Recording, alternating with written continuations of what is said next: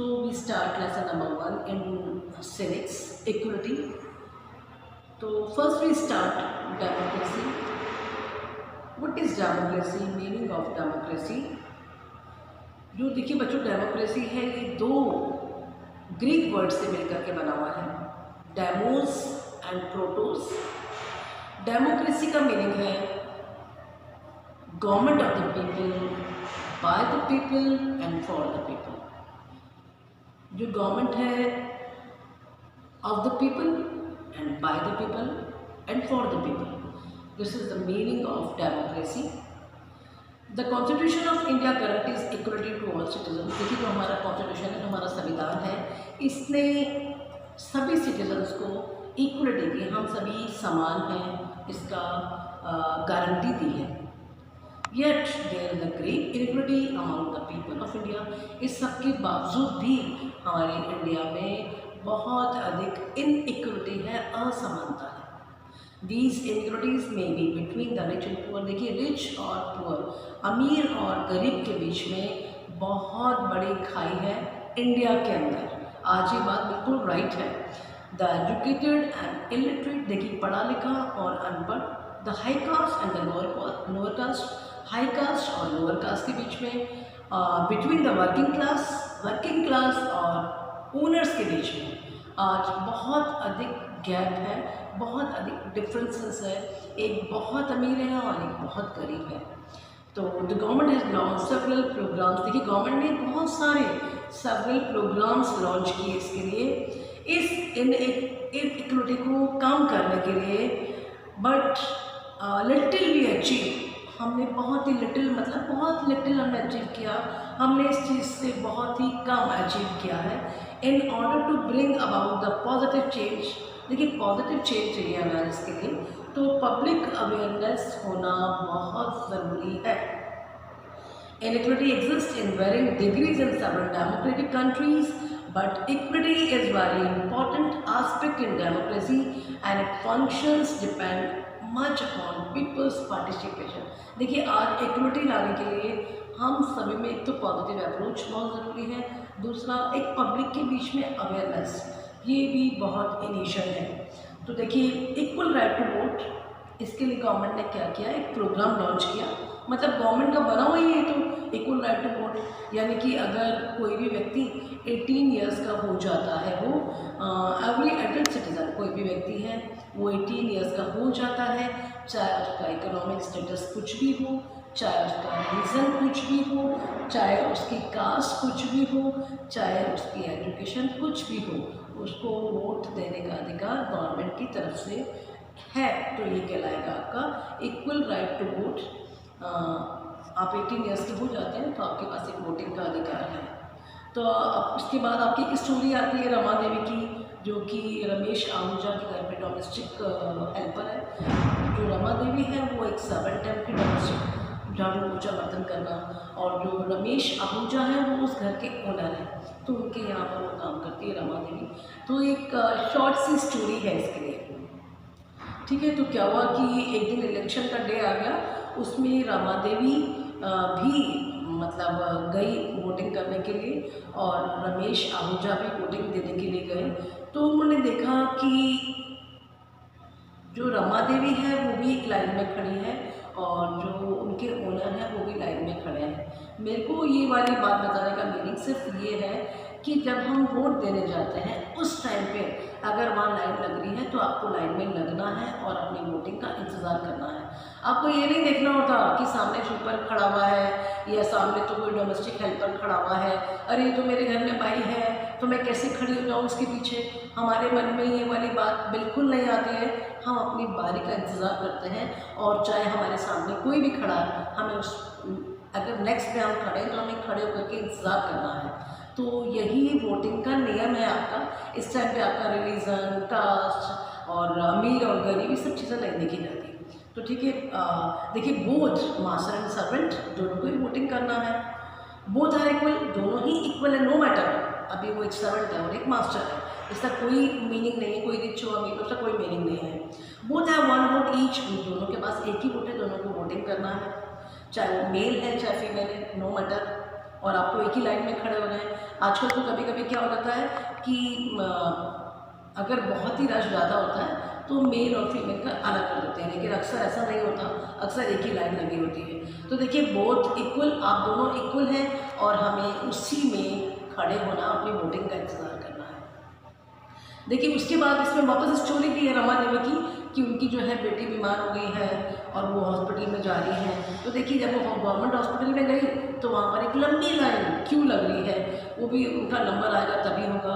तो इन्होंने ये बताया है ये वाली बात कि अभी इनको अपनी बारी का इंतज़ार करना पड़ेगा, लेकिन अगर ये प्राइवेट हॉस्पिटल में जाती तो इनको इतनी प्रॉब्लम नहीं आती और पैसा देकर भी काम हो जाता है इनका।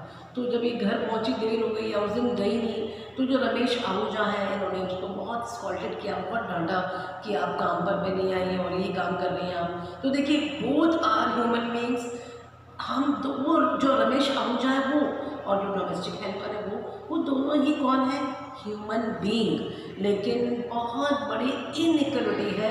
इनइक्वलिटी का मतलब ये है कि बहुत बड़ी खाई है दोनों के बीच में।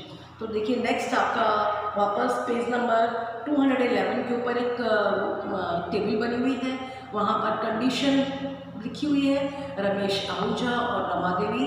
इसमें रमेश आहूजा कोई ऑक्यूपेशन, हाउस, सराउंडिंग, स्टेटस, यानी कि रमेश आहूजा एक बिजनेस क्लास है और उनका घर बहुत अच्छा है, बहुत अच्छी जगह पे रहते हैं, बहुत अमीर हैं। और जो रमा देवी हैं वो डोमेस्टिक हेल्पर हैं और उनका घर बहुत गंदा है, छोटा सा है और डर्टी है और बहुत गरीब है वो। ठीक है, ये एक टेबल है, इसे आपने देखना है।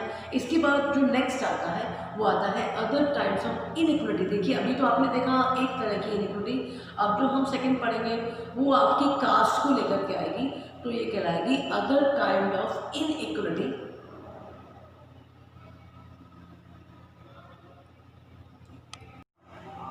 देखिए बच्चों नेक्स्ट टॉपिक है आपका अदर काइंड ऑफ इनइक्वलिटी।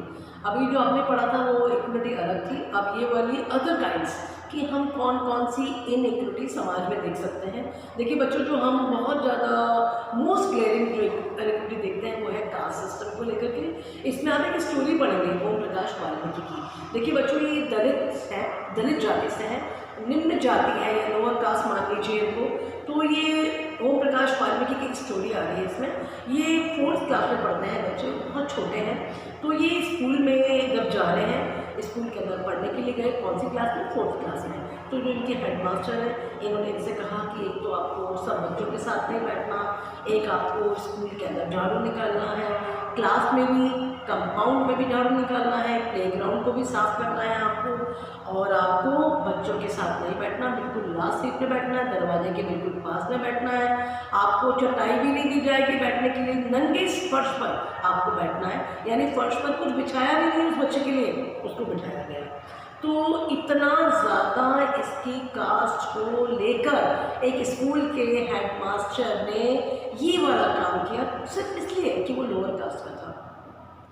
तो उसके जो बहुत दिन ऐसे निकलते चले गए, उसके फादर एक दिन स्कूल में आ गए, तो उन्होंने ऐसी कंडीशन देखी अपने बच्चे की कि बच्चे सब पढ़ रहे हैं, बच्चे क्लासरूम चल रहा है, टीचर पढ़ा रहा है, बहुत सेटल सब काम चल रहा है, लेकिन उनका बच्चा हाथ में झाड़ू लेकर के बाहर झाड़ू निकाल रहा है, ग्राउंड साफ कर रहा है। तो उनके दुखों का पहाड़ उनके ऊपर, मान लीजिए कि दुखों का पहाड़ टूट गया कि क्या कर रहा है मेरा बच्चा तो बहुत छोटा है, 4th क्लास में पढ़ता है, वो ऐसे काम कर रहा है और ये काम क्यों करवाया जा रहा है उससे, सिर्फ इसलिए कि हम लोअर कास्ट के हैं।